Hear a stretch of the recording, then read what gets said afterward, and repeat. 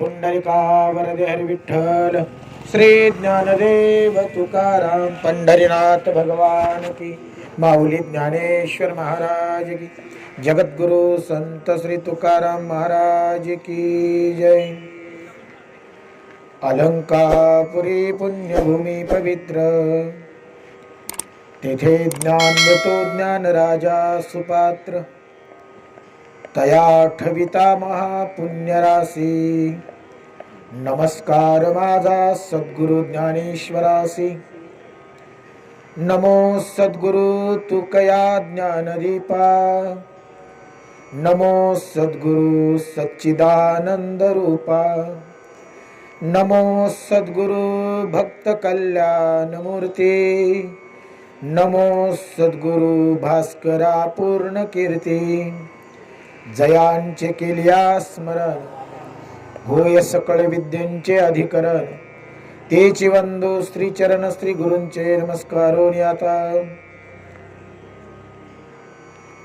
बहुनां जन्म मामंते ज्ञानवान मा प्रपद्यते वासुदेवा सर्वमिति स महात्मा सुदुर्लभः।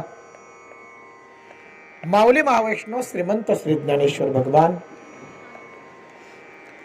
आणि भगवान गोपाल श्री कृष्णजींनी धर्मक्षेत्र कुरुक्षेत्रावर अर्जुनाला सांगितलेली श्रीमद भगवद गीता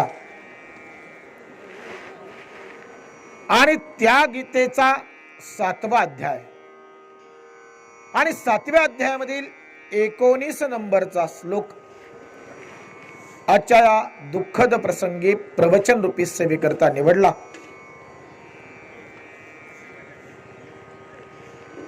मनुष्यानं जन्माला आल्यानंतर नेमकं काय करावं, काय केलं म्हणजे माणसाचं जीवन सुखाकडे वाटचाल करीन, कशा प्रकारचं आचरण माणसाचं असावं, आम्ही जन्माला का आलो, येण्याचं कारण काय असावं, जन्माला आल्यानंतर आम्ही नेमकं काय करावं, असे अनेक प्रश्न तुमच्या माझ्या समोर उभे आहेत। आणि बरेचसे प्रश्न आमच्या जीवनामध्ये अनुत्तरित आहेत। अनुत्तरित राहण्याचं कारण एक आहे, एकतर प्रश्न आम्हाला माहीतच नाहीत आणि प्रश्न जरी माहीत असले तरी सोडवण्याचा प्रयत्न केला नाही, उत्तर शोधण्याचा प्रयत्न केला नाही। बरं का, प्रश्न माहीत नसले ना का उत्तराचा प्रश्न येतच नाही, आणि प्रश्न माहीत आहेत पण उत्तर शोधण्याचा प्रयत्न केला नाही ना तरी प्रश्न अनुत्तरित राहतात। तसं तुमच्या माझ्या जीवनामध्ये अनेक प्रश्न आहेत, पण बरेचसे प्रश्न आमच्या जीवनामध्ये अनुत्तरित आहेत, अजूनही आम्हाला प्रश्नांची उत्तरं मिळाली नाहीत। अनेक प्रकारच्या समस्या तुमच्या माझ्या जीवनामध्ये आहेत, अनेक प्रकारची संकट तुमच्या माझ्या जीवनामध्ये आहेत। सर्वच संकट सुटलीत असं नाही, सर्वच समस्या सुटल्यात असं नाही। त्याचं कारण आहे, संसारामध्ये सुटण्यासारखं काहीच नसतं। संसार फक्त गुंता वाढवतो, बरं का, संसार फक्त गुंता वाढवतो, संसारात सुटत काहीच नाही। आणि म्हणून संसाराच्या संदर्भाने निर्माण झालेले प्रश्न त्याची उत्तर शक्यतो मिळतच नाहीत, बरं का। म्हणून आम्ही दुःखी आहोत, कारण जे पाहिजे ते आम्हाला मिळालं नाही, जे मिळवायचंय ते मिळालं नाही, ज्याची आम्ही अपेक्षा करतो ते प्राप्त होत नाही। आमच्या दुःखाची कारण आहेत।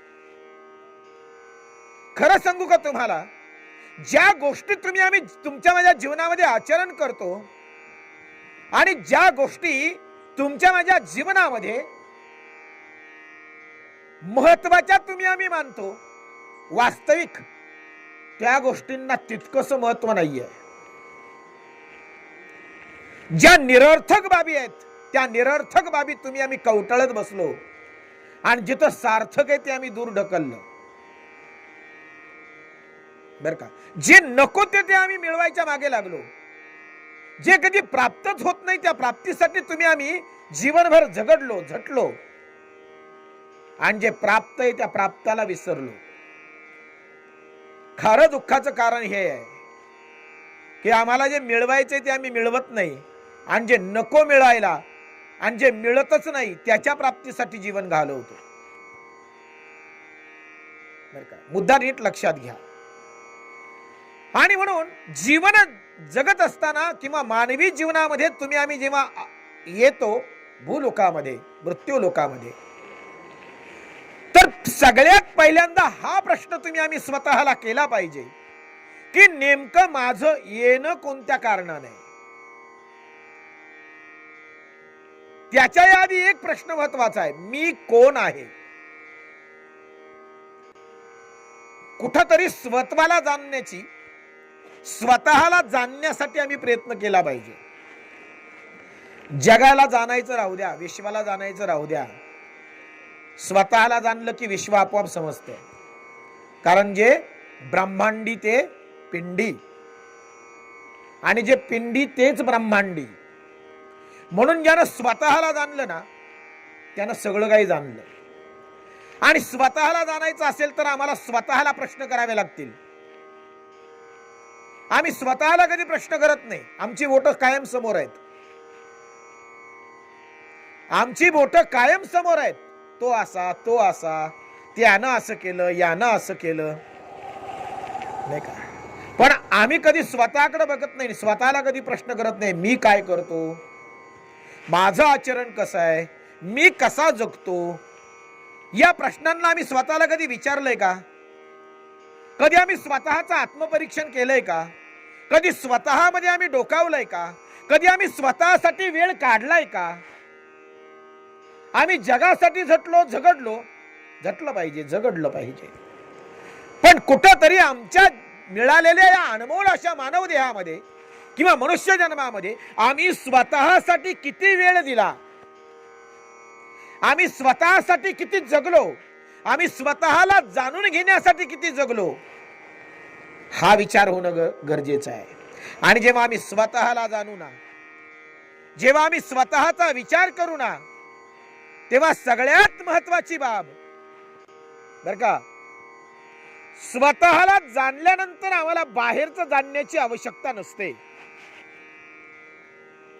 स्वतःचा परिचय झाल्यानंतर आम्हाला जगताच्या परिचयाची आवश्यकताच नाही. थोडीशी तत्वावर आणि सिद्धांतावर प्रवचन शिवाय थोडं समजून घ्या म्हणजे तुमच्या लक्षात येईल. कारण काय होतं, बऱ्याचदा तेच तेच तेच तेच विषय हाताळले जातात प्रवचनांमध्ये, कीर्तनांमध्ये. कंटाळले तो लोक, कंटाळून गेलेत. तोच बाप सांगायचा, तीच आई सांगायची, तेच प्रवचन, तेच मुद्दे. बरं सांगून तरी फरक कुणावर पडलाय? बरं आई बाप सांगायचे, बऱ्याचदा प्रवचनाला गेलं की माणसं म्हणतात आई वडिलांवर बोला. अहो आई वडील सांगितले तरी परिणाम कुणावर आहे? वृद्धाश्रम बंद झालेत, आई वडिलांचे हाल थांबलेत, परिणाम होतच नाही. तर तेच तेच मुद्दे परत ऐकण्यापेक्षा कुठंतरी आमचं जे शास्त्र आहे, आमचं जे तत्वज्ञान आहे, ते कुठेतरी आम्ही सखोलतेनं जाणलं पाहिजे. केवळ तेवढेच मुद्दे नाही आहेत प्रवचनाला, बरंच काही वेगळं आहे. त्या वेगळेपणाकडे आम्ही गेलो पाहिजे, तिकडे आम्ही डोकावलं पाहिजे बरं का. म्हणून वेगळा मुद्दा आहे. कुठेतरी आमच्या बुद्धीला चालना मिळाली पाहिजे, आम्ही कुठेतरी विचार करू लागलो पाहिजे, विचारचक्र फिरली पाहिजेत. आणि म्हणून वेगळे मुद्दे आहेत. म्हणून थोडंसं समजून घ्या. महत्वाचा मुद्दा या ठिकाणी आत्मपरीक्षण होणं फार गरजेचं आहे. आतमध्ये डोकावणं फार गरजेचं आहे. आम्ही स्वतःला वेळ देणं गरजेचं आहे. आम्ही नेमकं तेच करत नाही. आमच्याकडे जगासाठी वेळ आहे पण स्वतःसाठी नाही बरं का. आमच्याकडे जगासाठी वेळ आहे पण स्वतःसाठी नाही. महत्वाचा प्रश्न सगळ्यात पहिल्यांदा तुम्हाला एकच करायचा आहे, मी कोण आहे. हा प्रश्न कधी विचारला आम्ही स्वतःला? हा प्रश्न आम्ही विचारला की आमच्या समोर एक उत्तर येतं, मी तुकाराम आहे, मी नामदेव आहे, मी रामभाऊ आहे, पण खरोखर आपण ते आहोत का? अहो, रामभाऊ हे नाव सुद्धा कुणीतरी दुसऱ्यानं दिलंय बर का. आणि रामभाऊ हे या देहाला ठेवलेलं नाव आहे. जोपर्यंत दिसतायत ना, आपण माणसं म्हणतात बघा ते आलेत ना, ते रामभाऊ आहेत बर का, ते आलेत ते रामभाऊ आहेत बर का. अहो, पण गेल्यानंतर दुसऱ्या दिवशी माणसं लगेच बोलायला रामभाऊ गेले. मुद्दा नीट लक्षात घ्या बर का. मग आमचं अस्तित्व कोणतं? देह हे आमचं अस्तित्व नाही बर का. आणि देह हे आम्ही नाही आहोत. हा देह या संसारातून प्राप्त झाला आणि संसारातच सोडायचा आहे. आणि म्हणून देहाला माझं म्हणून जेव्हा आम्ही जगतो ना, तेव्हा दुःख आहे.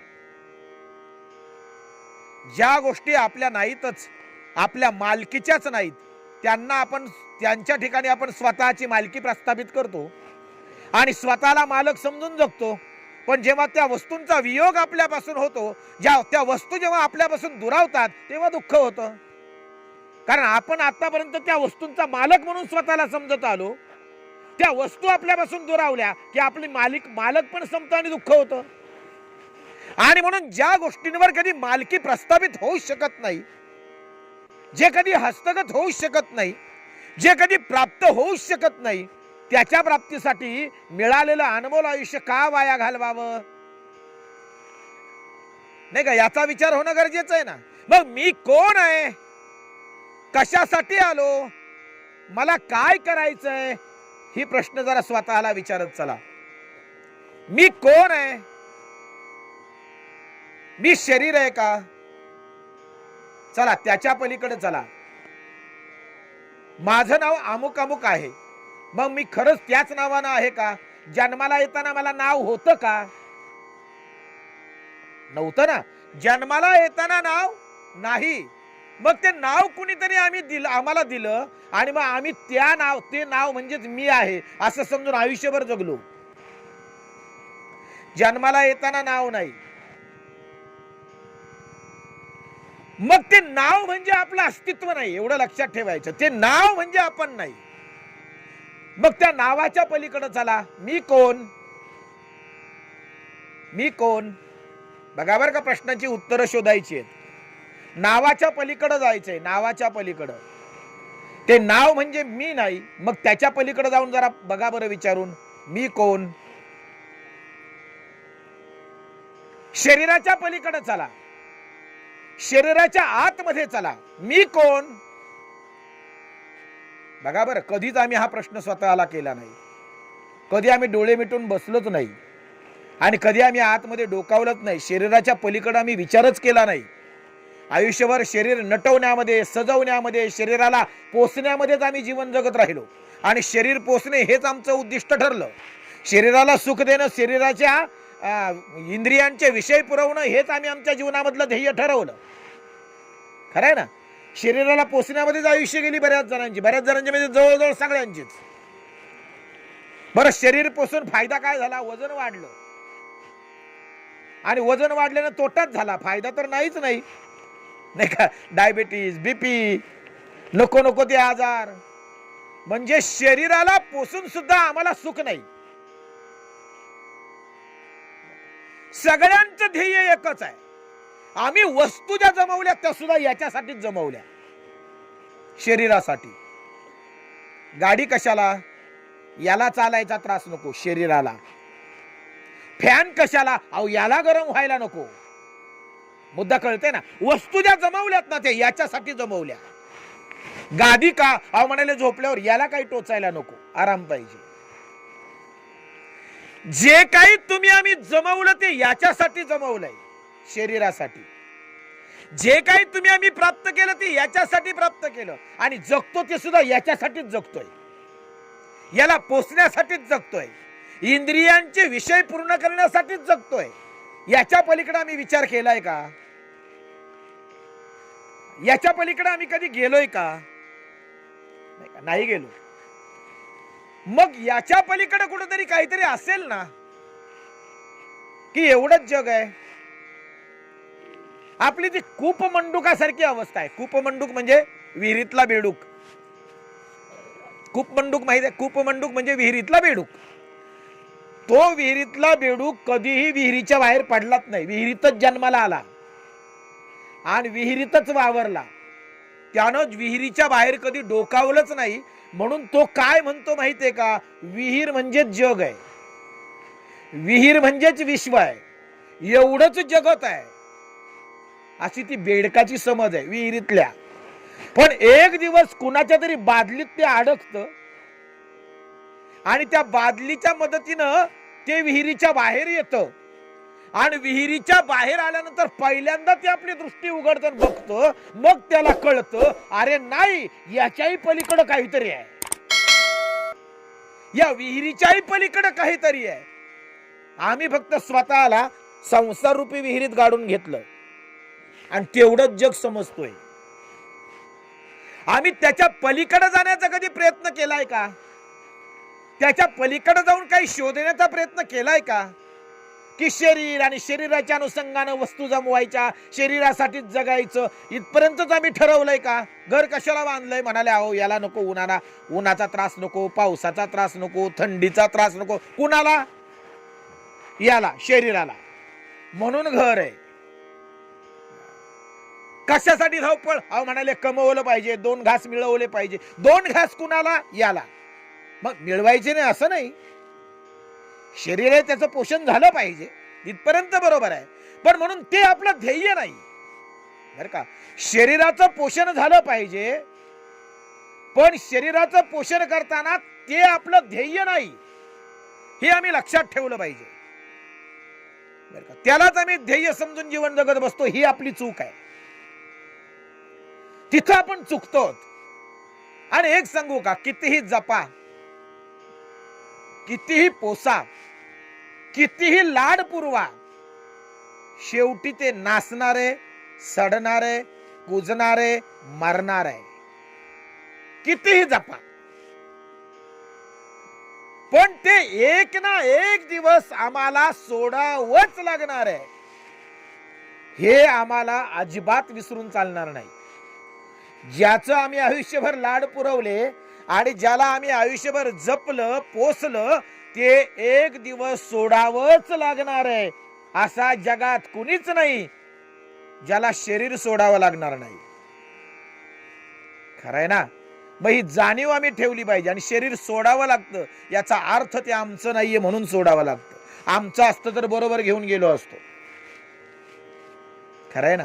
पण या जगामध्ये ज्याचा जन्म झाला आणि जन्म होताना जो शरीराच्या आश्रयानं आला, त्याला या जगतामध्येच आपला देह ठेवून जावं लागतं, या मृत्यू लोकामध्येच देह ठेवून जावं लागतं.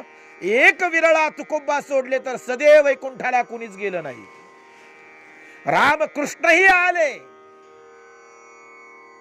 पण सदेह जाणं शक्य नाही,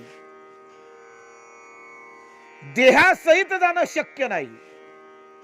कारण तो या मृत्यू लोकाचं इथं निर्माण झालाय तर इथंच ठेवावं लागतं. म्हणून तुमचं आमचं ध्येय वेगळं आहे, ते आम्ही जाणलं नाही. ध्येय चुकलं, वाट चुकली ना की काटे भरणार, एवढं लक्षात ठेवायचं. आडरानानं पळायला लागलं, वाट चुकली की काटे भरणार, ठेचा लागणार, स्वापद रस्त्यामध्ये येणार. हे संकट आम्हाला अनिवार्य आहे. तसं एक सांगू का, तुमच्या माझ्या जीवनामध्ये दुःख आहे, तुमच्या माझ्या जीवनामध्ये संकट आहेत, तुमच्या माझ्या जीवनामध्ये सुख नाही, याचा अर्थ असा आहे की आमची वाट चुकली, आमची वाटच चुकली, आमची ध्येय चुकलेत. आम्हाला जे करायचे ते आम्ही करतच नाही, नको त्या गोष्टीच करतोय. आणि नको ते करायला लागलं की मग अडचणी निर्माण व्हायला सुरुवात होते बर का. आणि म्हणून ज्याला मनुष्य देहाचं आणि मनुष्य जन्माचं महत्व कळलं ना, तो आपली वेळ वाया घालवत नाही. ज्याला मनुष्य जन्माचं महत्व कळलं ना आणि ज्याला या देहाचं महत्व कळलं ना, तो शक्यतो वाम मार्गाकडं, विकृतीकडं कधी जाण्याचा प्रयत्न करत नाही. हा म्हणून कुठंतरी आम्हाला मनुष्य जन्माचं सार्थक काय, कशाला जन्माला आलो हे आम्हाला कळलं पाहिजे. आणि ते जाणण्यासाठी आम्हाला परमार्थ भक्ती मार्गाकडे संतांच्या पायाजवळ जाणं गरजेचं आहे. बरं का, त्याच्याशिवाय कळत नाही, त्याच्याशिवाय मिळत नाही. आणि म्हणून आमचा जो चुकलेला रस्ता आहे ना, तो चुकलेला रस्ता आता आम्हाला कुठंतरी बरोबर करायचा आहे. पण माणसं तिकडे जायला धजत नाहीत. म्हणून कुठंतरी आम्हाला आता आत्मपरीक्षणातून आमच्या देहाचं, आमच्या जन्माचं सार्थक करायचं. एक लक्षात ठेवा, इथं उपस्थित असलेला इच्छायावत माणूस, प्रत्येक माणूस, त्या माणसानं कुठेतरी आपल्या छातीला हात लावून स्वतःला प्रश्न करावा, आता मी माणूस म्हणून जन्माला आलोय. जाऊ द्या तेवढी गाडी.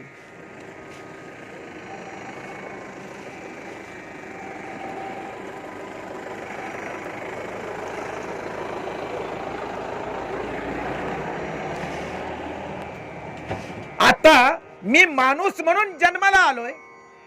इथं बसलेल्या प्रत्येक माणसानं स्वतःच्या छातीला हात लावा आणि डोळे मिटून स्वतःला एक प्रश्न करा, मी आता माणूस आहे, माणूस म्हणून जन्माला आलेलो आहे, मी मनुष्य देहात आहे आणि पुढचाही जन्म मला मनुष्याचाच प्राप्त होईल. असं खात्रीनं कुणाला वाटतंय? कुणालाच नाही ना. बऱ्याचदा शंका अशा आहेत की पुढचा जन्म येईल की नाही, आणि आला तर तो माणसाचाच होईल का, माणूस म्हणूनच जन्माला येईल का, फक्त मानव योनी एवढीच आहे का? 84 लक्ष योनी आहेत आणि 84 लक्ष योनी, त्या प्रत्येक योनी विशिष्ट कर्मांची परिणिती आहे, भोग आहे, भोग. या बाकीच्या ज्या योनी आहेत ना, त्या भोग योनी आहेत, भोग. मनुष्य जन्मामध्ये तुम्ही आम्ही केलेल्या कर्मांचा परिणाम त्या योनींमध्ये भोगावा लागतो, त्या जन्मांमध्ये भोगावा लागतो. आणि म्हणून कुठंतरी उचित कर्म असतील, योग्य कर्म असतील, जीवन योग्य मार्गाने जगला असेल, योग्य आचरण असेल, सदाचार असेल, सन्मार्ग असेल, तर मानव योनीपेक्षा उच्चतम योनी मिळेल. आणि अधम मार्गानं, अविचारानं, कुविचारानं, भ्रष्टाचारानं, व्यभिचारानं, दुराचारानं जो जगला त्याला मानव योनीपेक्षा अधम योनी प्राप्त होईल. कर्मानुसार मिळतं, कर्मानुसार. आणि तुमच्या माझ्या जीवनामध्ये तुम्हाला जे प्राप्त होतं ना, ते सुद्धा कर्मानुसारच प्राप्त होतं. लक्षात घ्या, कधीही देवाला दोष देत बसू नका. माणसं काही विपरीत घडलं, मनासारखं घडलं नाही, मनाच्या विरोधात घडलं की लगेच देवाकडे बोट करतात, त्यानं आमचं वाटोळं केलं. कुणी? त्यानं आमचं काही चांगलं केलं नाही. कुणी? देवानं. एक सांगू का तुम्हाला, देवाचा आणि तुमच्या माझ्या कर्मांचा काहीही संबंध नाही. तुमच्या माझ्या जीवनामध्ये घडणाऱ्या घटनांचा आणि देवाचा काहीही संबंध नाही. देवाला दोष देत बसू नका. जीवनामध्ये चांगलं घडलं देवाचं कौतुकही करू नका, आणि जीवनात वाईट घडलं तर देवाला दोषही देऊ नका, कारण ते फक्त आणि फक्त तुमच्याच कर्मांचा परिणाम आहे. तुम्ही काहीतरी चांगलं केलं म्हणून आज जीवनामध्ये काहीतरी चांगलं घडतंय, आणि तुमच्याकडून काहीतरी अनुचित घडलं म्हणून जीवनामध्ये काहीतरी अनुचित घडतंय. हे तुम्ही आम्ही पेरलेल्या कर्मांची परिणिती आहे, परिणाम आहे. म्हणून पेरावं तेच उगवतं हा नियम आहे, बर का. पेरावं तेच उगवतं हा नियम आहे. शेतकरी माणसं आहोत तुम्ही आम्ही. कधी गहू पेरल्यानंतर बाजरी उगवली नाही, बर का. सांगायची आवश्यकता नाही, हा साधासा नियम आहे. कधी गहू पेरल्यानंतर बाजरी उगवली नाही, आम्हाला खात्री आहे. आम्ही शेतामध्ये गहू पेरलाय आणि तिथं काय उगवणार आहे? डोळे झाकून सांगतील माणसं, गहूच उगवेल का? अहो म्हणाले गहू पेरलाय. आता गहू पेरलाय तर उगवणार गहू, बाजरी पेरली तर उगवणार बाजरी. जसं पेराल तसं उगवतं, तसं जशी कर्म कराल तसा परिणाम समोर येतो, तशी फलश्रुती असते, बर का. गप्पा मारू नका. जशी कर्म कराल त्या पद्धतीनं तुम्हाला भोगावं लागतं. आणि म्हणून एक लक्षात ठेवा, आमच्या जीवनामध्ये कुठंतरी काहीतरी वाईट घडतंय, याचा अर्थ कुठंतरी आम्ही काहीतरी वाईट कर्म केलीत. हे तुमचं आमच्यात. म्हणून माणसं सहज बोलतात, अहो नाही हो, रोज तो माणूस मंदिरात जायचा, रोज मंदिरात, अहो कधी भजन चुकवलं नाही, कीर्तन चुकवलं नाही, प्रवचन चुकवलं नाही, रोज हरिपाठ करायचा, नित्यनियमानं ज्ञानेश्वरी वाचायचा, दरवर्षी आळंदी पंढरीची वारी करायचा. अहो एवढा धार्मिक माणूस, पण बघा ना म्हणाले त्याचं आयुष्य कसं बरबाद झालं. म्हणजे समाजामध्ये अशी उदाहरणं दिसतात आम्हाला. हे का घडलं? आम्हाला एक अपेक्षा असते, काय तो चांगला वागतोय ना, मग त्याच्या बाबतीत चांगलंच घडलं पाहिजे. आणि तो जर वाईट वागतोय ना, तर त्याच्या बाबतीत वाईटच घडलं पाहिजे, ही आमची एक माफक अपेक्षा असते. पण असं बऱ्याचदा घडताना दिसत नाही. चांगल्या माणसांच्या बाबतीत वाईट घडतं आणि जे वाईट वागतात त्यांच्या मिरवणुका निघतात. बरोबर आहे ना? उलट घडताना दिसतंय ना. हो, उलट घडताना दिसतंय. अहो चांगल्या वागणाऱ्यांना माणसं दगडी मारतात आणि वाईट वागण्यात ना त्यांच्या गळ्यात फुलांचे हार असतात, त्यांच्या मिरवणुका निघतात, त्यांचा उदो उदो होतो, त्यांचा जय जयकार होतो. भाई असं का घडतं? माणसं म्हणाली काय देवाकडे न्यायच राहिला नाही. आयुष्यभर त्या माणसानं भ्रष्टाचार केला, दुराचार केला. अहो पण बघा ना म्हणाले काय आरामात जगतोय हो. दिसतंय ना हे उदाहरण. अहो म्हणाले तो माणूस एवढा धार्मिक वृत्तीचा चांगला माणूस, एवढं चांगलं आचरण करणारा, अहो पण काय म्हणाले त्याच्या जीवनामध्ये काय हो, किती किती किती वाईट घडतंय. म्हणजे आमची अपेक्षा काय असते? चांगलं घडतं, चांगलं घडलं, चांगल्या माणसाच्या बाबतीत, चांगलं आचरण करणाऱ्या माणसाच्या बाबतीत चांगलं घडावं आणि वाईट आचरण करणाऱ्या माणसाच्या बाबतीत वाईट घडावं, ही आमची अपेक्षा असते. पण आमच्या अपेक्षेप्रमाणे घडत नाही, तेव्हा आम्ही दोष देवाला देतो. मग वर बोट करतो, म्हणतो त्याच्याकडे काही न्याय राहिला नाही. पण त्याच्याकडे बोट करण्याचं काही कामच नाही, कारण जे घडलंय ना ते कशाचा तरी परिणाम आहे, एवढं लक्षात ठेवायचं. चांगलं घडलं तोही काहीतरी परिणामच आहे, वाईट घडलं तोही परिणामच आहे. आमच्या जीवनात चांगलं करूनही वाईट घडतं, म्हणजे कुठंतरी आमच्याकडून काहीतरी आधी पेरलं गेलंय, एवढं लक्षात ठेवा. कदाचित आम्हाला आठवत नसेल, आमच्या स्मरणात नसेल, कदाचित या जन्मातलं नसेल, मागच्या जन्मातलं असू शकेल, प्रारब्धानं आलं असेल, पण कुठंतरी आम्ही काहीतरी केलंय म्हणून आम्हाला हा परिणाम भोगावा लागतो, एवढं आम्ही लक्षात ठेवायचं. म्हणून देवाला दोष देत बसू नका. आमच्या जीवनामध्ये घडणाऱ्या वाईट अथवा चांगल्या घटना या आमच्याच कर्मांचा परिणाम असतो, तिथं देवाचा संबंध नाही. आणि म्हणून कुठंही कधीही कोणत्याही परिस्थितीत देवाकडे बोट करू नका. त्याचा आपल्या कर्मांचा आणि आपल्या जीवनामध्ये घडणाऱ्या घटनांचा काहीही संबंध नसतो. म्हणून मी मगाशी म्हटलं की चांगलं घडलं ना तर कौतुकही करू नका देवाचं, त्याला कौतुकाची गरज नाही. आणि वाईट घडलं ना तर त्याच्याकडे बोटही दाखवू नका, कारण त्याच्यात त्याचा दोष नाही. आणि म्हणून जीवन जगत असताना तुमच्या माझ्या जीवनामध्ये चांगलंच घडावं वाईटच घडावं या आपल्या हातातल्या गोष्टी नाहीयेत. कुठंतरी आपल्या जीवनामध्ये कुठेतरी तुम्ही आम्ही काहीतरी केलंय म्हणून घडतंय, हा पूर्ण मुद्दा नीट लक्षात घ्या. भीष्माचार्य आयुष्यभर धर्मानं जगले, नीतीनं जगले. ज्या भीष्माचार्यांच्या समोर भगवान श्रीकृष्ण नतमस्तक व्हायचे, बर का, गंगापुत्र भीष्म, ज्या भीष्माचार्यांच्या समोर भगवान श्रीकृष्ण नतमस्तक व्हायचे, मला एक सांगा, ज्याच्या पुढे देव वागतो, ज्याच्या पुढे देव नतमस्तक होतो, त्यांचं जीवन किती निष्कलंक असेल, त्यांचं जीवन किती धर्मानं गाह्य असेल. कुठंही काहीही दोष भीष्माचार्यांच्या जीवनामध्ये नाही. माणसं म्हणतील काय बोलताय, दुर्योधनाच्या बाजूने लढले, दुर्योधनाच्या बाजूने लढले, अधर्माच्या बाजूने लढले, आणि तुम्ही म्हणता दोष नाही.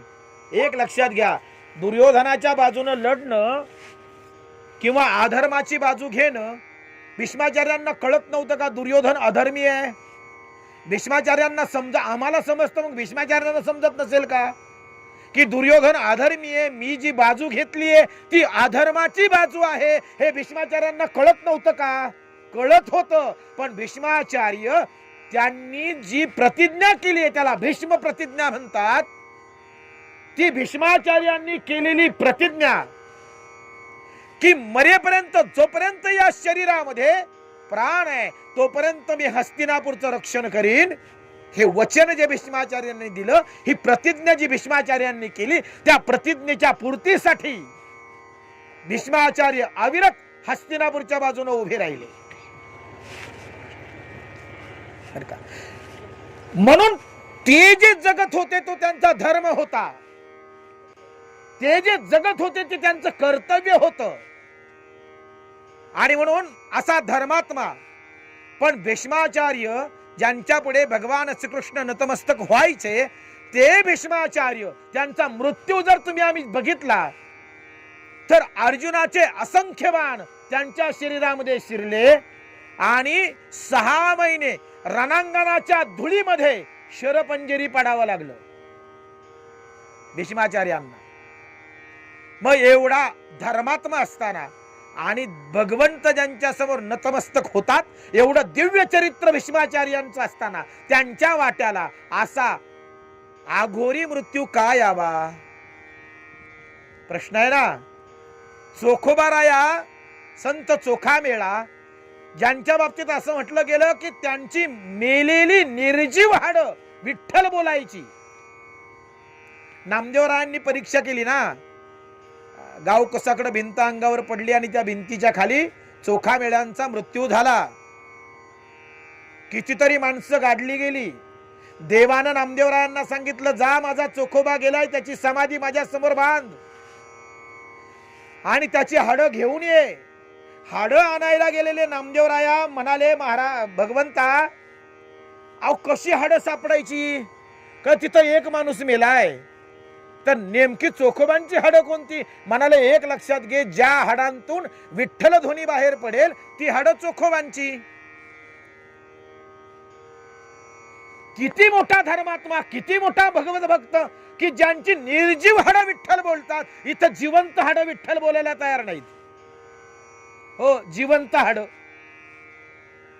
आमच्या समोर भरपूर बसले असतात, रोज जिवंत हाडं, पण विठ्ठल म्हणायला तर इथं जिवंत माणसं विठ्ठल बोलत नाही. नामदेवरायांच्या चेहऱ्यावर हसू आलं. म्हणाले, देवा, अहो जिवंत माणसं देवाचं नाव घ्यायला तयार नाही, मेलेली हाडं विठ्ठल कसं बोलणार? अहो म्हणाले, जाऊन बघा. मग विचार करा, ज्यांची हाडं विठ्ठल बोलतात बर का, त्या चोखोबांचा अंत कसा हो? गाव कुसाची भिंत अंगा, अपघातानं गेले चोखोबा, अपघातानं. आमची अपेक्षा काय की एवढे मोठे धर्मात्मा, एवढे मोठे भगवत भक्त, एवढे मोठे संत, मग त्यांचा मृत्यू सुद्धा तितका सुखाचा पाहिजे. आम्ही अपेक्षा करतो की नाही? एवढं वाईट मरण का? एवढे मोठे भीष्माचार्य, एवढे मोठे धर्मात्मा, पण त्यांचा मृत्यू मात्र शरपंजरी आहे, बाणांच्या शय्येवर आहे. बाणांच्या शय्येवर गेले का? भीष्माचार्यांच्या बाबतीत असं घडलं. आम्ही काय अपेक्षा करतो की एवढं दिव्य चरित्र जगणारे एवढे मोठे धर्मात्मा गंगापुत्र भीष्म, म्हणजे त्यांचा मृत्यू सुद्धा तितकाच सुफल आणि सोपा पाहिजे, ही आम्ही अपेक्षा करतो की नाही? पण तसं घडलं नाही. भीष्माचार्यांना देखील रणांगणावर पडल्या पडल्या हा प्रश्न सतावत होता की माझ्या जीवनामध्ये मी अनुचित वागलो नाही, चुकीचं जगलो नाही, धर्म कधी टाकला नाही, कर्तव्यांपासून कधी विनमुख झालो नाही, मग माझ्या जीवनामध्ये असा हलाख्याचा आघोरी मृत्यू का यावा? या प्रश्नाचं उत्तर भीष्माचार्यांना मिळत नव्हतं. पांडव आणि भगवान श्रीकृष्ण एक दिवस संध्याकाळी भीष्माचार्यांचं दर्शन घेण्यासाठी रणांगणामध्ये गेले. शरपंजरी पडलेल्या भीष्माचार्यांच्या आजूबाजूला उभे राहिले. भीष्माचार्यांनी डोळे उघडले. समोर उभा असलेला मोर पिसांचा मुकुट घातलेला भगवान श्रीकृष्ण बघितला. दृष्टीनेच नमस्कार केला. नमस्कार करताना भीष्माचार्यांच्या डोळ्यामध्ये अश्रू दाटली, डोळ्यातून अश्रू घळघळा वाहू लागली. भगवंतांनी विचारलं, पितामह, आपल्या डोळ्यात पाणी का यावं? का रडतात? तेव्हा पितामहांनी कृष्णाला विचारलं, भगवान तुम्हाला माहिती आहे आणि तुम्ही जाणता, माझ्या आयुष्यामध्ये मी कधी अनुचित वागलो नाही, कधी धर्म टाकला नाही, कधी कर्तव्यांपासून विनमुख झालो नाही. माझ्या वाट्याला असा मृत्यू का रे देवा? एवढा वेदनादायी मृत्यू मला का यावा? भगवंत म्हणाले, भीष्माचार्यजी तुम्हाला हा मृत्यू प्राप्त झाला त्याचंही काहीतरी कारण आहे बर का. या जगामध्ये विनाकारण कोणतीच घटना घडत नाही, विनाकारण काहीच घडत नाही या जगामध्ये. लक्षात घ्या, प्रत्येक घटनेला कारण आहे, कारणाशिवाय काही घडत नाही. प्रत्येक घटनेला कारण आहे आणि घडून गेलेल्या घटनेला परिणाम सुद्धा आहे बर का. कारणाशिवाय काही घडत नाही आणि घडल्यावर परिणाम दिल्याशिवाय राहत नाही. हा या सृष्टीचा नियम आहे. गवताची काडी इकडून तिकडे उडून गेली त्याला सुद्धा कारण आहे. घटना किरकोळ आहे पण कारण आहे. अति सर्वसामान्य घटनेला सुद्धा कारण आहे. म्हणून तुमच्या माझ्या जीवनामध्ये जे घडतंय ना त्याला सुद्धा कारण आहे. विनाकारण काहीच घडत नाही. लक्षात घ्या, तुम्ही आम्ही जिवंत आहोत ते सुद्धा विनाकारण नाही. विनाकारण काहीच नसतं.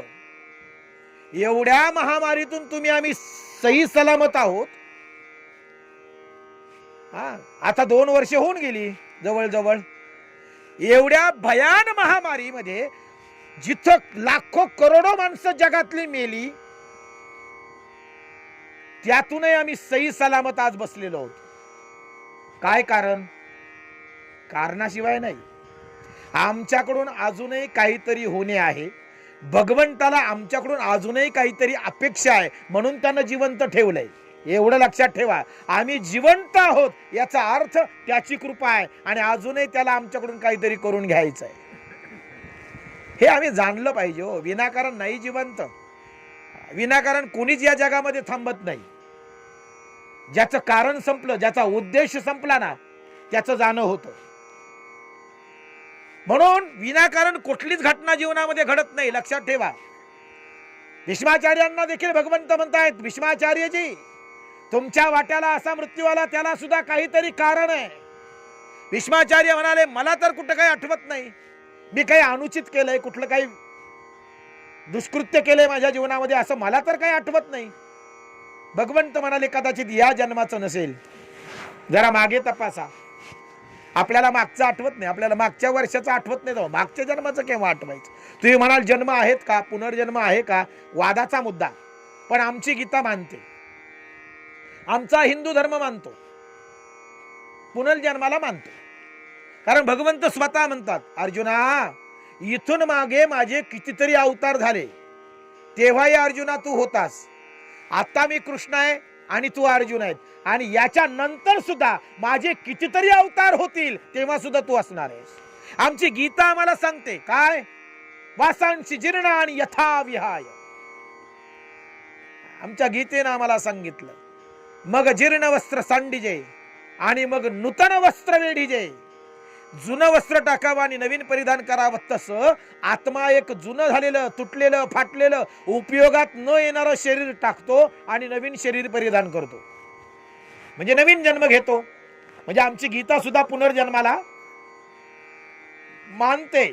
आणि म्हणून कदाचित मागच्या जन्मात काहीतरी घडलं असेल भीष्माचार्यजी. भगवंतांनी भीष्माचार्यांना दिव्य दृष्टी द्यावी आणि सांगितलं, तुम्हीच शोधा कुठं काय अनुचित घडलंय का. बघा बर का, कर्म किती सूक्ष्म असतं आणि घडणाऱ्या घटनांना कसा परिणाम असतो.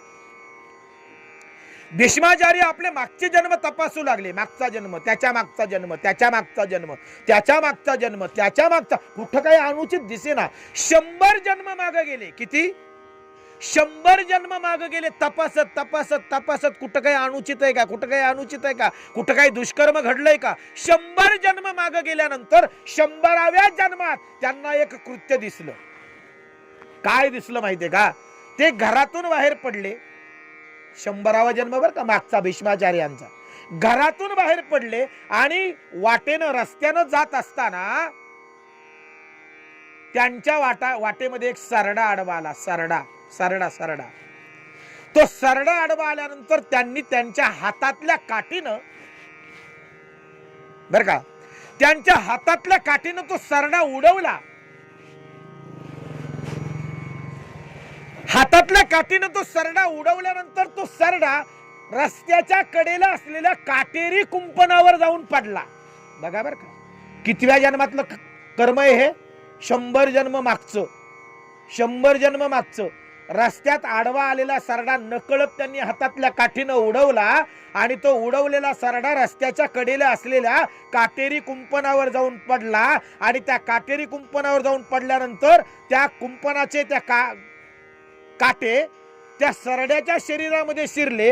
हजारो काटे त्या सरड्याच्या शरीरात शिरले आणि त्या काटेरी कुंपणावरच, त्या काट्यांवरच सरड्याचा अंत झाला. असंख्य काट्यांवर. त्याचा परिणाम 100 जन्मानंतर भीष्माचार्यांच्या मृत्यूमध्ये त्याचा परिणाम त्यांना भोगावा लागला. ज्या पद्धतीनं सरडा काट्याच्या कुंपणामध्ये हजारो काटे शरीरामध्ये शिरून त्याच ठिकाणी मृत झाला, त्याच पद्धतीनं हजारो बाण भीष्माचार्यांच्या शरीरामध्ये शिरलेत आणि ते सुद्धा त्याच बाणांच्या शय्येवर पौडलेत. त्याच बाणांच्या शय्येवर ते मृत झाले. त्यांनी आपला देह ठेवला. हा परिणाम आहे. म्हणून आम्ही म्हणतो की आमच्या जीवनात वाईटच का घडलं, मी एवढा चांगला वागून सुद्धा. चांगलं या जन्माचं फळ आहे, ते कदाचित पुढे मिळेल, पण जे वाईट घडतंय ना ते कदाचित मागचं असेल. हा, म्हणून म्हटलं दोष नाही द्यायचा. जे घडतंय ना ते आम्हीच कुठंतरी पेरलंय, एवढं लक्षात ठेवायचं. आणि म्हणून आमच्या वाट्याला आलेले रोग, आमच्या वाट्याला आलेलं दुःख, आमच्या वाट्याला आलेली संकट, आमच्या जीवनामध्ये असलेले जे काही समस्या आहे, याला कारण सुद्धा आम्हीच आहोत आणि याला कारण सुद्धा आमचीच कर्म आहेत. आणि मग आम्ही काय केलं पाहिजे, काय करावं आम्ही, महत्वाचा प्रश्न आहे ना. कर्म तर चुकत नाहीत, प्रारब्धानं आलेलं भोगावंच लागेल. जे भोगलं नाही ते संचितात जाणार आहे. पुढच्या जन्मात संचितच आम्हाला प्रारब्ध रूपानं प्राप्त होणार आहे. मग नेमकं आता आम्ही करावं काय? तर मनुष्य जन्माला आल्यानंतर तुम्ही आम्ही सगळ्यात पहिल्यांदा एक गोष्ट करावी आणि ती गोष्ट म्हणजे ज्ञान. आम्हाला आमचं ज्ञान हवं. ज्ञान म्हणजे जनरल नॉलेज नाही म्हणत मी. जनरल नॉलेज बद्दल मी बोलत नाही, ते जनरल आहे आणि जनरल आहे त्यामुळे त्याला नॉलेज म्हणता येत नाही. ती माहिती म्हणू शकतो मी, माहिती, पण ज्ञान नाही. ज्ञान वेगळं आणि माहिती असणं वेगळं.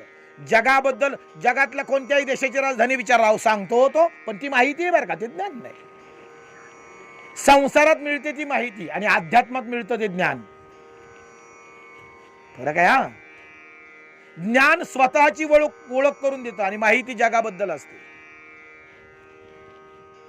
फरक आहे ज्ञानामध्ये आणि माहितीमध्ये, फरक आहे. जगाबद्दल असते, संसाराबद्दल असते ती माहिती आणि स्वतःबद्दल असतं ते ज्ञान. म्हणून आम्हाला स्वतःची ओळख आहे का? नाही ना, म्हणून आम्ही अज्ञानी आहोत. अहो, आम्ही स्वतःलाच ओळखलं नाही, जगाबद्दल काय सांगावं? मी कोण हा प्रश्नच मला माहित नाही, अजून त्याचं उत्तरच मला माहित नाही. माहित आहे का? मी कोण म्हटल्यावर लगेच आपलं नाव आपल्या डोळ्यासमोर होतं. मी दिघे सर, मी अमुक अमुक. अहो, पण तेही तुम्ही नाहीत ना. ते नाव काय तुम्हाला जन्माला येताना मिळालंय का? जन्माला येताना कोण नाव घेऊन जन्माला आला? कोणीच नाही ना. नाव तर कुणीतरी दिलं. हा, याचं नाव अमुक अमुक आहे, झालं, नाव ठेवलं पाळण्यात त्याचं बारशाच्या दिवशी, आणि त्याच नावानं ते आयुष्यभर वावरलं. नाव सुद्धा कोणी, आणि ते नाव म्हणजेच मी आहे असं आपण जगत आलो. म्हणून एक लक्षात घ्या, आम्हाला आमच्या स्वतःबद्दल सुद्धा ज्ञान नाही. बाकीचं राहू द्या हो, मी कोण आहे हेच मला माहित नाही. मी कोण आहे हेच मला माहित नाही. थोडा अध्यात्मातून विचार करा. आणि म्हणून बहुनाम जन्म मामंते, बर का, बहुनाम जन्मना म्हणते ज्ञानवानमा प्रपद्यते. अनेक जन्मांनंतर ज्ञानवान जन्माला येतो. अनेक जन्मांनंतर ज्ञानप्राप्ती होते, ती अशी एकाएकी होत नाही. वासुदेवा सर्वमिती स महात्मा सुदुर्लभा. म्हणजे काय तर भगवंताविषयी आवड आणि ज्ञानप्राप्ती या गोष्टी सुदुर्लभा, दुर्लभ आहेत. त्या सगळ्यांनाच प्राप्त होत नाहीत. सगळ्यांनाच ज्ञान असतं तर सगळेच महात्मे असते, दुराचारी कोणीच नसता बर का. आणि सगळ्यांवर भगवंताची कृपा असती तर सगळेच संत असते. मुद्दा नीट लक्षात घ्या. सगळ्यांनाच भगवत भक्ती करावी असं वाटत नाही, सगळ्यांनाच पंढरीची वारी करावी असं वाटत नाही, सगळ्यांनाच ज्ञानेश्वरी वाचावी असं वाटत नाही, सगळ्यांनाच गाथा अभ्यासावा असं वाटत नाही, सगळ्यांनाच वाटत नाही की गळ्यात तुळशीची माळ असावी. का वाटत नाही? त्याला कृपा असावी लागते. पूर्वजन्मी आम्ही बहुपुण्य केले म्हणून या विठ्ठले कृपा केली. बहुत सुकृताची जोडी म्हणून विठ्ठली आवडी. अनेक जन्मांची सुकृत असावी, पुण्याई असावी, तेव्हा कुठं भगवंताविषयीची आवड निर्माण होते. कदाचित आमची सुकृत नाहीत म्हणून आम्हाला देवाविषयी आवड नाही, म्हणून आम्हाला ज्ञान नाही. आमची पूर्व पुण्याई नाही. पण नसेल का पूर्व पुण्याई, पण या जन्मात तरी करावी. आता तरी आम्ही व्यवस्थित वागावं, आता तरी आम्ही व्यवस्थित जगावं, आता तरी आम्ही सत्कर्मांची कास धरावी, आता तरी आम्ही सद्विचार करावा, आता तरी आम्ही सत्कृत्य करावीत, आता तरी आम्ही चांगलं वागायचा प्रयत्न करावा. तरी माणसं नाही वागत. मी नेहमी म्हणत असतो, वाईट वागणारेही मेले आणि चांगलं वागणारेही गेले बर का. दुष्टही मेले आणि संतही गेले. कुणी जिवंत राहिला? कुणीच नाही. मग आता वाईट करणारेही मरतात आणि चांगलं करणारेही मरतात. मग वाईट करून मरण्यापेक्षा चांगलं करून मेलेलं काय वाईट आहे? नाही, थोडा विचार करावा. वाईट करणारेही मेले, चांगलं करणारेही गेले, बरोबर. मग चांगलं करणारेही मरतात आणि वाईट करणारेही मरतात. मग एक दिवस मरायचंच आहे तर वाईट करून मरण्यापेक्षा चांगलं करून मेलेलं काय वाईट आहे? पण चांगली बुद्धी सुचत नाही, त्याला सुद्धा कृपा असावी लागते, पुण्याई असावी लागते. चांगलं निर्माण व्हायला सुद्धा चांगलं पेरावं लागतं. पीक केव्हा चांगलं येईल? चांगलं पेरू तेव्हा. बियाणं चांगलं असेल तर पीक चांगलं येईल, पेरलेलं चांगलं असेल तर उगवेल सुद्धा उत्तमच. आमच्या पेरण्यात चुकल्या. मुद्दा कळतोय ना? म्हणून आम्ही जीवन जगत असताना नेमकं कसं जगतोय, काय करतोय याचं भान आम्हाला असलं पाहिजे. ते भान आम्ही ठेवलं पाहिजे. मी जे करतोय ते योग्य करतोय का, हा प्रश्न आम्ही विचारला पाहिजे ना स्वतःला. माझं जे आचरण आहे ते योग्य आहे का? आम्ही विचारतो का कधी? मी जे करतोय ते योग्य करतोय का? ते न्यायसंगत आहे का? ते धर्मसंगत आहे का? जे मी करतोय त्याला आम्ही सत्कर्म म्हणू का? की माझ्याकडून काही दुराचार घडतोय, दुष्कर्म घडतोय? कधी आम्ही स्वतःचं मूल्यमापन करत नाही हो. कधी आम्ही स्वतःकडे डोकवतच नाही. आणि म्हणून कुठंतरी भगवंत म्हणतायत या गोष्टी प्राप्त व्हायला सुद्धा दुर्लभ आहे, दुर्लभ. कसा असतो तो? जे तो विषयांची दाट झाडी, माझी काम क्रोधांची साकडी, चुकून आला पाडी सद्वासनेची. बर का? जो तो विषयांची दाट झाडी, माझी काम क्रोधांची साकडी, चुकावून आला पाडी सद्भावनेची. मग साधू संगे सुबटा, उजू उजू सत्कर्मांची वाटा, अप्रवृत्तीचा वाटा डावलून. ज्यानं अप्रवृत्ती टाकल्या आणि जो साधूच्या काय सांगितलं मग? साधू संगे सुबटा. जो साधूंच्या संगतीत गेला, संतांच्या सज्जनांच्या संगतीत राहिला. म्हणून या गोष्टी फार महत्वाच्या आहेत. कुठंतरी आजूबाजूचं वातावरण, कुठंतरी आजूबाजूची माणसं सुद्धा आमच्या विचारांवर आणि आमच्या कृत्यावर परिणाम करतात. म्हणून आम्ही कोणत्या वातावरणात राहावं आणि कुणाच्या सोबत राहावं याचाही निवड आपल्याला कळला पाहिजे.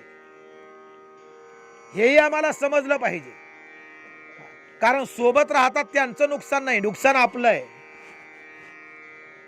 बर का. दुराचाराच्या संगतीत राहिलो तर दुराचारच घडतो आणि सज्जनाच्या संगतीत राहिलो तर सत्कर्मच घडतात. म्हणून कुठंतरी आम्ही कुठं राहतो, कुठं वागतो, कोणत्या वातावरणामध्ये आम्ही जीवन जगतो याचाही विचार आम्ही केला पाहिजे. किंबहुना कुठंतरी सकारात्मक वातावरण आपल्या आजूबाजूला असावं या दृष्टीने आपण प्रयत्नशील असलं पाहिजे. आणि त्या सकारात्मक वातावरणामध्ये आमची सकारात्मक विचारबुद्धी घडेल आणि त्या सकारात्मक विचारबुद्धीतून सत्कर्म निपजतील असा आमचा जीवनामध्ये प्रयत्न असला पाहिजे.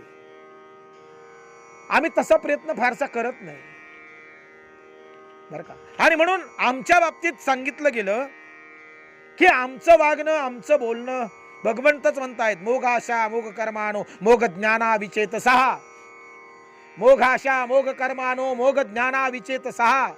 मोघ आशा तुमच्या माझ्या, मोघ म्हणजे व्यर्थ, तुमच्या माझ्या आशा व्यर्थ आहेत, तुमची माझी कर्म व्यर्थ आहेत, तुमचं माझं ज्ञान व्यर्थ आहे. गीता सांगते मोघ आशा मोघ कर्मानो मोघ ज्ञाना विचेतसा. का व्यर्थ आहेत? कारण त्याला अर्थच नाही. अर्थ नाही म्हणून व्यर्थ आहे. शब्द नीट समजून घ्या. आमच्या अपेक्षा व्यर्थ आहेत, आमच्या आशा व्यर्थ आहेत, आमची कर्म व्यर्थ आहेत, आमचं ज्ञानही व्यर्थ आहे. आणि व्यर्थ आहे म्हणून जीवनाला अर्थ नाही, जीवन सुद्धा निरर्थक आहे. म्हणून जीवन जगताना जीवनाला अर्थ मिळेल अशा पद्धतीने जगा, अर्थासाठी जगू नका. शब्द कळतात का तुम्हाला? लक्षात येतंय का? जीवनाला काहीतरी अर्थ प्राप्ती होईल याच्यासाठी जगू नका, जीवनाला काहीतरी अर्थ मिळेल याच्यासाठी जगा. अर्थ म्हणजे अर्थ या शब्दाचे दोन अर्थ आहेत. अर्थ म्हणजे पैसा आणि अर्थ म्हणजे, लक्षात येतं ना, जीवनाला अर्थ प्राप्त व्हावा याच्यासाठी जगा, जीवनात अर्थ प्राप्तीसाठी जगू नका. कारण अर्थ प्राप्ती करून सुद्धा हात हलवतच गेले. घेऊन काय बसलात? कोरोनाने आम्हाला बरंच काही शिकवलं. करोडो रुपये दवाखान्यात भरण्याची तयारी असणारे सुद्धा रेमडेसिवीर घेऊन गेले. घेऊन काय बसलात? आणि ज्याच्याकडे रुपया नाही तो साध्या कोरोना सेंटर मध्ये जाऊन पॅरासिटामॉलच्या गोळ्या घेऊन बरा झाला. घेऊन काय बसलात? अहो महिना महिना कोरोनाची ट्रीटमेंट चालल्या दवाखान्यामध्ये, 10-10 लाख घालवले काहींनी, पण जगलेच नाही हो. म्हणजे पैसा असून कोण जगतय? पैसा जगवतो का? पैसा जगवतो का? प्रश्न खरंच विचारावर का स्वतःला. आम्ही कोणत्या गोष्टी कमावतो, त्या कमवलेल्या गोष्टी असतील, वस्तू असतील, त्या आमच्या किती उपयोगात आहेत आणि अंतकाळी त्या आम्हाला किती उपयोगी पडतील याचा विचार आम्ही केला पाहिजे. पण एक लक्षात ठेवायचं, अंतकाळी आमची इस्टेटही आम्हाला वाचवत नाही आणि आमचा कमावलेला पैसाही आम्हाला वाचवत नाही. संसारातली कोणतीच गोष्ट आम्हाला मृत्यूपासून सोडवण्यासाठी सक्षम नाही. म्हणून तुका म्हणे तुझं सोडविना कोणी, एक चक्र पाणी वाचून या. हे काय संतांचे बोल आहेत हे. आणि संत जे बोललेत ना ते असे नुसती बडबड नाहीये, तो अनुभवाचा आहे. संत अनुभवातून बोलतात, ते अशी बडबड करत नाही, मोकाट बोलत नाहीत.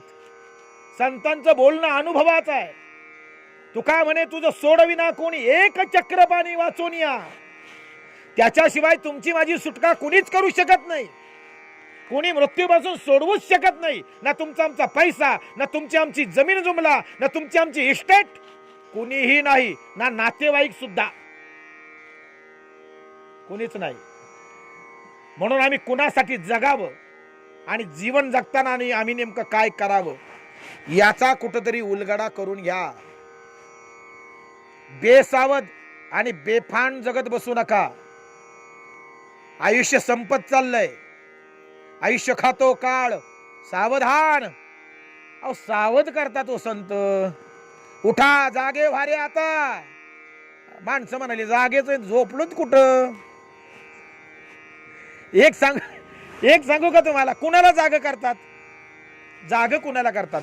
झोपलाय त्याला ना, झोपलाय त्याला जाग. मला एक प्रश्नाचं उत्तर द्या, तुम्ही जागे आहात की झोपलेले आहात? ते म्हणाल महाराज आम्ही रात्री झोपलो होतो, आता आम्ही जागे आहोत. आम्ही रात्री झोपलो होतो पण आता आम्ही जागे आहोत. पण एक सांगू का, आताही आपण झोपलेलोच आहोत. आताही आपण झोपलेलोच आहोत. आपण झोपलेलो आहोत म्हणून तर संत म्हणतात उठा जागे व्हा रे आता. का जाग करतात? कसं झोपलोय? उठा जागे व्हा रे आता. संसार बाजूला करून स्मरण करा पंढरीनाथा. भावे चरणी ठेवा माथा. चुकवा व्यथा जन्मांच्या. उठा जागे व्हा. का जाग करतात? कारण आम्ही झोपलेलो आहोत. आम्हाला आमचं हित कळत नाही. आम्ही बेसावध वागत आहोत, बेसावध जगत आहोत. आणि असंच जर बेसावध जगत राहिलो तर एक दिवस काळ आम्हाला गाठणार आहे हे निश्चित. काळानं गाठण्याच्या आधी आम्ही सावध होणं गरजेचं आहे. आणि जीवनाचा अर्थ आम्हाला समजणं गरजेचं आहे. नाहीतर मग पुढं असेच फिरत राहणे. पुनरपि जननम पुनरपि मरणम जठरी शयनम. पुन्हा जन्म पुन्हा मृत्यू पुन्हा जन्म पुन्हा. किती येरझाऱ्या मारायच्या. म्हणून आहे याचं सार्थक करून घ्या. हे मिळालंय ना, हे सद्भाग्यानं मिळालंय. हे मिळालंय ना, हे कुणाच्या तरी कृपेने मिळालंय. हा मनुष्य देहामध्ये आपण आलोय ना, आपली काहीतरी पुण्याई आहे म्हणून आलोय, भगवंताची कृपा आहे म्हणून आलोय. ही संधी वाया घालवू नका. सांगतो तुम्हासी भजारे विठ्ठला, नाहीतरी गेला जन्म वाया. आणि आमचं सगळं वायाच चाललंय. कमावलं तरी वायाच आहे. म्हणून संतही म्हणतात वाया येरझार हरिवीन. वाया येरझार हरिवीन. हरी जर नसेल तर नुसतीच येरझार आहे. यायचं जायचं यलपाटे मारतोय फक्त. जन्माला आला जगला मेला, जन्माला आला जगला मेला. काहीच केलं नाही, काही मिळवलं नाही, काही साध्य केलं नाही. जीवन आम्हाला कळलं नाही. आणि म्हणून समजून घ्या जीवनामध्ये आम्ही काय करतो, काय करायला पाहिजे. कधीतरी आम्ही स्वतःकडे बघा. जगाकडे बघायचं. माणसं म्हणतात आता काय करावं म्हणाले महाराज, तुम्ही सांगताय ते बरोबर आहे, पटतंय हो, पण सांगू का मी गेल्यावर यांचं कसं व्हायचं? कोणाला काही फरक पडत नाही. हा आपला शुद्ध गैरसमज आहे की माझ्यावर सगळे अवलंबून आहेत.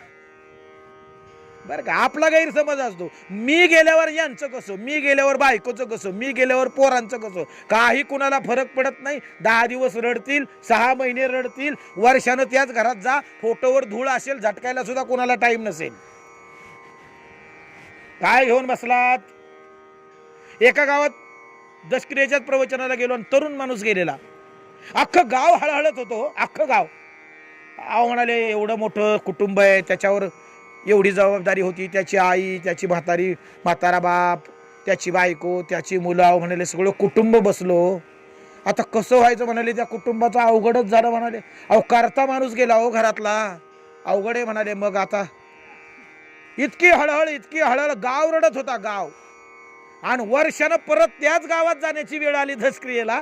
म्हणून मला सहज आठवलं, म्हणलं का हो ते मागच्या वर्षी मी आलो होतो, त्या कुटुंबाचं काय झालं? अहो काय झालं म्हणाले, जगतात सगळे व्यवस्थित. बघा बरं का मागच्या वर्षाची परिस्थिती आत्ताची. वर्षानंतर गेल्यावर त्याला अहो म्हणाले, म्हटलं ते मुलगा गेला, तो तरुण पोरगा होता, त्याच्या कुटुंबाचं काय होणार आहे? अख्खं गाव रडत होतं मागच्या वर्षी मी आलो होतो दशक्रियेला. हा म्हणाले काय नाही हो, त्याच्या जागेवर त्याची बायको नोकरीला लागली. अनुकंपा, बायको नोकरीला लागली. काय नाही म्हणाले, व्यवस्थित चाललंय. काय कोण कोणासाठी थांबतो म्हणाले महाराज, सगळं टिचित चाललंय. म्हणलं या ध्यानातही नाही त्यांच्या माणूस गेलाय म्हणून. काय राहिलं कोणाचं? म्हणून आपल्या मनातला गैरसमज दूर करा. माझ्यामुळं हे आहेत, आपल्यामुळं कुणाचं काहीही अडत नाही. रामकृष्णही आले गेले, त्याविन जग का ओसची पडले. रामकृष्णादी अवतार येऊन गेले म्हणून जग ओस पडलंय का? जग जगायचं थांबलंय का? जगाचं आचरण थांबलंय का? जग रहाटी थांबली आहे का? चालणारच आहे. माणसं जगणारच आहेत, जगतात आहेत. म्हणून गैरसमज काढून टाका. स्वतःसाठी जगा, स्वतःसाठी. जरा स्वतःसाठी जगा. मी माझ्यासाठी काय कमावलं? मुलांसाठी कमावलं, बायकोसाठी कमावलं, आई बाप्पासाठी कमावलं, समाजासाठी कमावलं, पण मी माझ्यासाठी काय केलं? माझ्यासाठी काय? हा प्रश्न आम्ही कधी एक लक्षात घ्या. जेव्हा आपण स्वतःसाठी जगू ना, तेव्हा खऱ्या अर्थानं आम्ही स्वतःला ओळखण्याकडे टाकलेलं पहिलं पाऊल असेल. त्या जंगलामध्ये वाल्या कोळी माणसं मारायचा, दरोडे टाकायचा, माणसं मारायचा, त्यांच्याकडे असलेलं धनधान्य लुटून काय असेल ते लुटायचा. हो असं म्हणतात 7 रांजण भरली. आता काय दंतकथा असेल, काय असेल ते. अहो 7 रांजण भरली, एवढी माणसं मारली. नारदजी त्या रस्त्यानं चाललेत. नारदजींनी, कथा सगळ्यांना माहिती आहे, थोडं पुढे जाऊन सांगतो. नारदजींनी विचारलं, का रे बाबा कुणासाठी? म्हणाला बायकोसाठी, पोरांसाठी.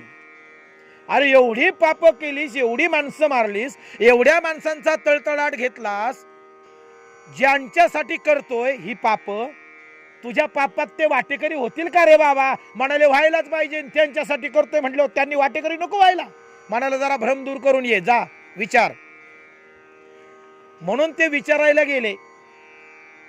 आणि जेव्हा त्यांना समजलं की बायकोने वर हात केलाय, पोरांनी वर हात केलाय, आपल्या पापामध्ये, आपल्या दुष्कर्मांमध्ये कुणीही वाटेकरी व्हायला तयार नाही, तेव्हा त्याच वाल्याला कुठंतरी आता सद्बुद्धी सुचली आणि तो पुन्हा माघारी आला. नारदजींच्या पायी डोकं ठेवलं आणि म्हणाले, नारदजी आता पर्यंत मी बायकोसाठी जगलो, पोरांसाठी जगलो, आता मला माझ्यासाठी जगायचंय, मला माझ्या हिताचं काहीतरी सांगा. तेव्हा नारदजींनी त्यांना जो सांगितला उपदेश, त्या दिवसापासून वाल्या कोळी स्वतःसाठीच जगला आणि स्वतःसाठी जगल्यामुळं वाल्याचा वाल्मिकी झाला. जोपर्यंत तो बायकोसाठी, मुलांसाठी जगत होता तोपर्यंत तो वाल्या होता. पण ज्या दिवशी त्यांनी स्वतःचं हित जाणण्याचा प्रयत्न केला आणि स्वतःसाठीच जगला, तेव्हा वाल्याचा वाल्मिकी झाला. हे लक्षात घ्या. म्हणून जगा. आईसाठी करायचं नाही का? करायलाच पाहिजे. बापासाठी करायचं नाही का? करायलाच पाहिजे. ज्या बायकोसाठी करायचं नाही का? केलं पाहिजे.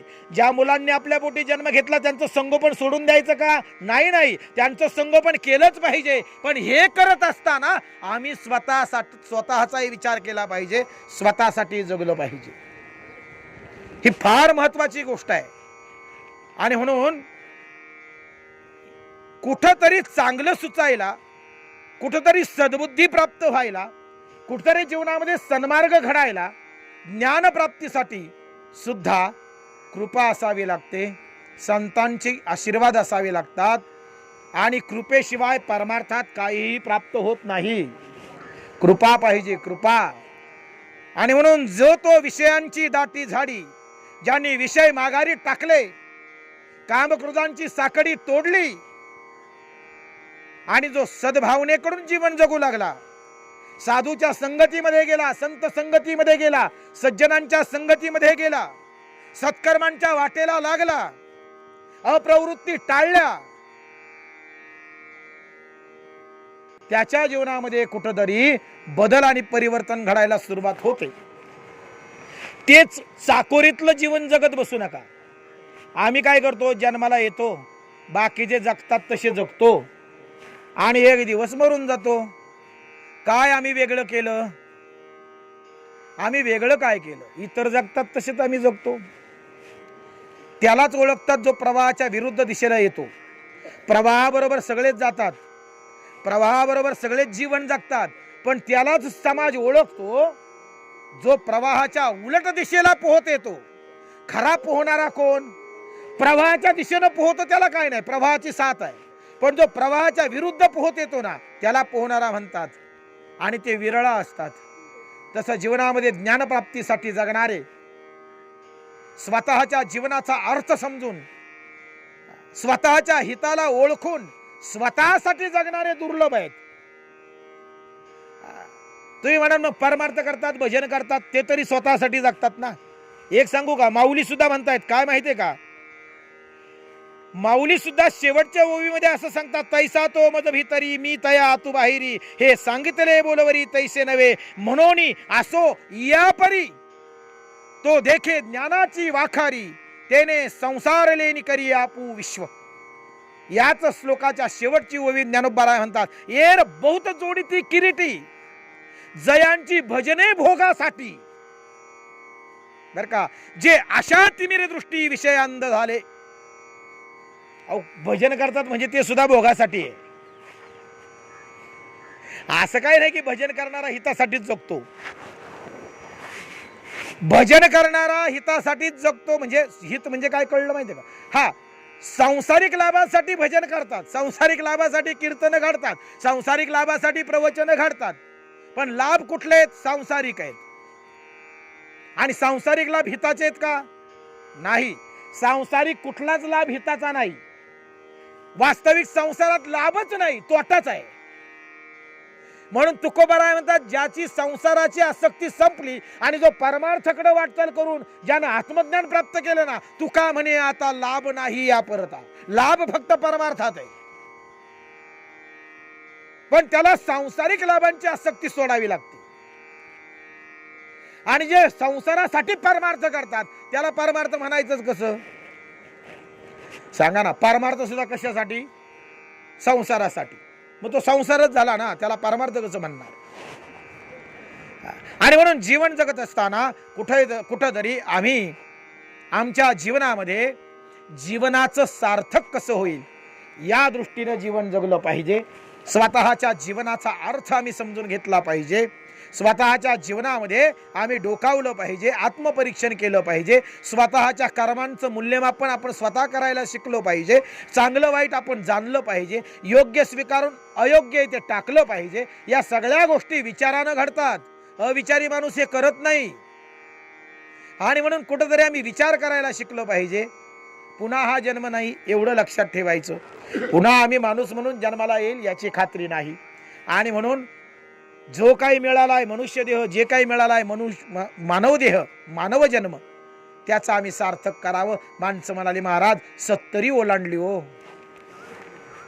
आणि आताशी तुम्ही आम्हाला सांगताय, अहो 70च्या पलीकडे गेलो, आता काय करायचं. एक सांगू का, जेव्हा सूर्य उगवतो तेव्हाच पहाट सुरू होते, तेव्हाच पहाट आहे.